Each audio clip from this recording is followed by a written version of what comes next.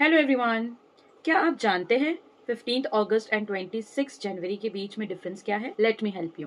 सो 15 अगस्त 1947 को हमारा इंडिया, हमारा भारत देश आज़ाद हुआ था। ठीक है, ब्रिटिश रूल से हमें इंडिपेंडेंस मिली थी, आज़ादी मिली थी। सो इसीलिए 15 अगस्त को हम कहते हैं इंडिपेंडेंस डे। ठीक है, इंडिपेंडेंस डे के दिन फ्लैग क्या होता है बच्चों? हॉइस्ट होता है, फ्लैग हॉइस्टिंग की जाती है। So what sense does it make? Flag hoisting का मतलब होता है झंडा जो है, आपका जो फ्लैग है, वो आप नीचे से ऊपर की तरफ ले जाते हो। ठीक है, नीचे से ऊपर की तरफ ले जाते हो। 15 अगस्त 1947 को क्योंकि हमारा जो देश है वो आज़ाद हुआ था, तो उस दिन, उससे पहले किसका रूल था? ब्रिटिश का रूल था।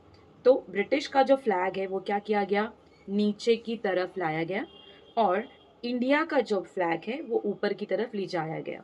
ठीक है, सो ऊपर की तरफ ले जाना उसे हम कहते हैं फ्लैग होइस्टिंग। 26 जनवरी 1950 को हम रिपब्लिक डे कहते हैं क्योंकि उस दिन हमारा कॉन्स्टिट्यूशन फ्रेम किया गया था। ठीक है, संविधान बना था।